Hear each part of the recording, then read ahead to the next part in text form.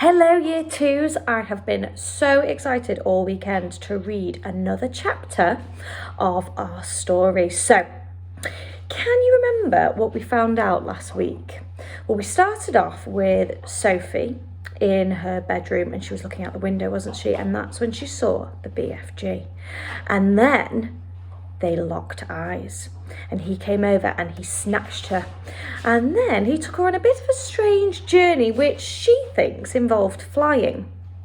And then he took her to his cave, and then they were looking around and there were lots and lots of jars, but all the time Sophie just thought that he was going to eat her.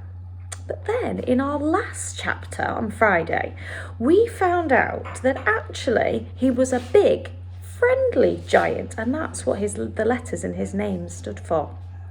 So Sophie didn't need to be scared anymore that she was going to be eaten, but we did find out about some of the other giants, which didn't sound so good. So today, our chapter is called Chapter 6, The Giants. So I think we're going to find out a little bit more about these mysterious, horrible sounding giants. Right. But if you're so nice and friendly, Sophie said, then why did you snatch me from my bed and run away with me? Because you saw me, the big friendly giant answered. If anyone is ever seeing a giant, he or she must be taken away hip switch. Why? Asked Sophie. Well, first of all, said the BFG, human beings is not really believing in giants, is they? Human beings is not thinking we exist. Oh, I do, Sophie said. Ah, but that is only because you has seen me, cried the BFG. I cannot possibly allow anyone, even little girls, to be seeing me and staying at home. The first thing you would be doing, you would be scuttling around, yodeling the news that you are actually seeing a giant. And then a great giant hunt, a mighty giant look-see, would be starting up all over the world, with the human beings all rummaging for the great giant you saw and getting wildly excited. People would be coming, rushing and bushing after me with goodness knows what, and they would be catching me and locking me into a cage to be stared at. They would be putting me into a zoo or the Buncombe House, with all those squiggling hippo dumplings and crocodile-dillies. Sophie knew that what the giant said was true. If any person reported actually having seen a giant haunting the streets of a town at night, then there most certainly would be a terrific hullabaloo across the world. I will bet you, the BFG went on, that you would have been splashing the news all over the wonky world, wouldn't you, if I hadn't wiggled your way? I suppose I would, Sophie said. And that would never do, said the BFG. So what will happen to me now, Sophie asked. If you go back, you would be telling the world, said the BFG. Most likely on the telly Buncombe box and the radio squeaker. So you will just have to be staying here with me for the rest of your life. Oh no, cried Sophie. Oh yes, said the BFG, but I am warning you not to ever go whiffling about out of this cave without eyes with you, or you will be coming to an unmucky end.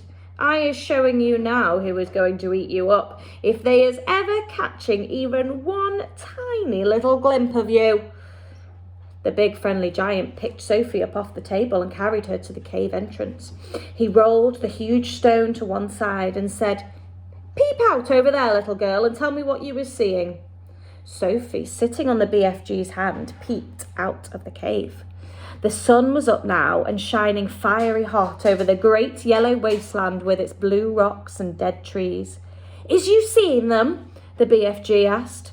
Sophie, squinting through the glare of the sun, saw several tremendous tall figures moving among the rocks about 500 yards away.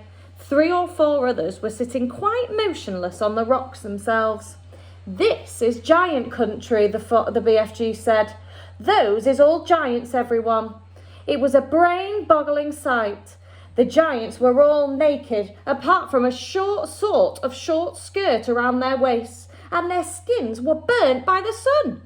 But it was the sheer size of each one of them that boggled Sophie's brain most of all. They were simply colossal, far taller and wider than the big friendly giant upon whose hand she was now sitting, and oh, how ugly they were! Many of them had large bellies. All of them had long arms and big feet. They were too far away for their faces to be seen clearly, and perhaps that was a good thing. What on earth are they doing? Sophie asked. Nothing, said the BFG. They is just moochling and futchling around, waiting for the night to come. Then they will all be galloping off to places where people is living to find their suppers. Oh, you mean to Turkey, Sophie said. Bone-crunching giant will be galloping to Turkey, of course, said the BFG. But the others will be whiffling off to all sorts of flung-away places like Wellington for the booty flavour and Panama for the hatty haste. Every giant is having his own favourite hunting ground. Do they ever go to England? Sophie asked. Often, said the BFG. They say the English is tasting ever so wonderfully of cod scallop. I'm not sure I know what that means, Sophie said. Meanings is not important, said the BFG. I cannot be right all the time.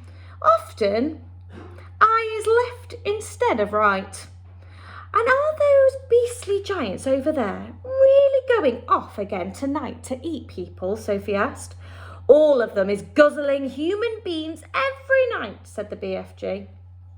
All of them, except me. That is why you'll be coming to an unmucky end if any of them should ever be getting his gozzlers upon you. You would be swallowed up like a piece of frumpkin pie, all in one dollop. But eating people's horrible, Sophie cried. It's frightful. Why doesn't someone stop them? And who, please, is going to be stopping them, said the BFG. Couldn't you, said Sophie. Never in a pig's whistle, cried the BFG. All of those man-eating giants is enormous and very fierce. They is all at least 2 times my wideness and double my royal highness. Twice as high as you, cried Sophie. Easily that, said the BFG. You is seeing them in the distance, but just wait till you get 'em up close.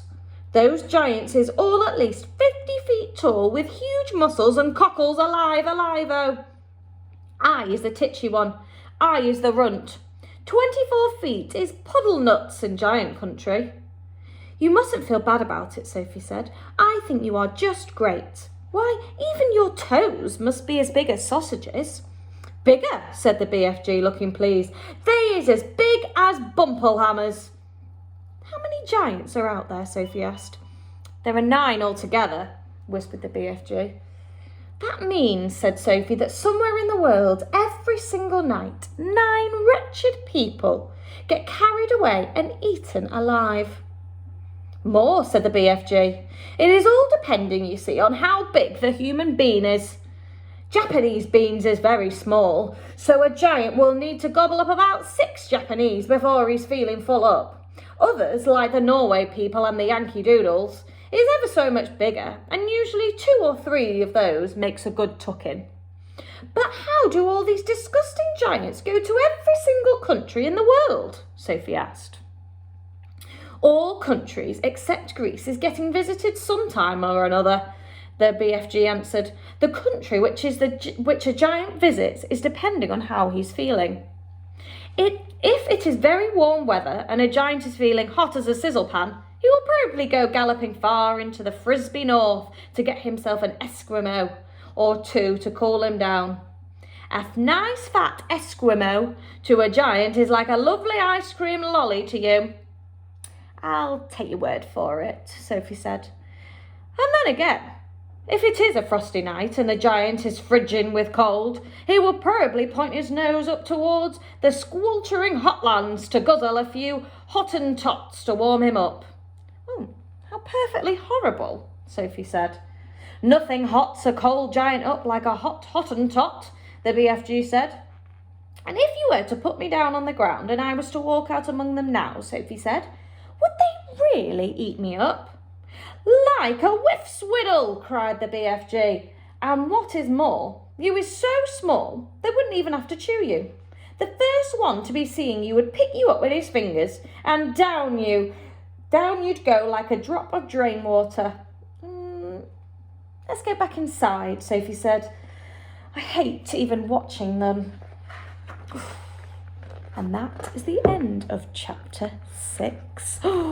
Tomorrow we are going to be reading chapter 7, and that's all about the BFG's rather marvellous ears.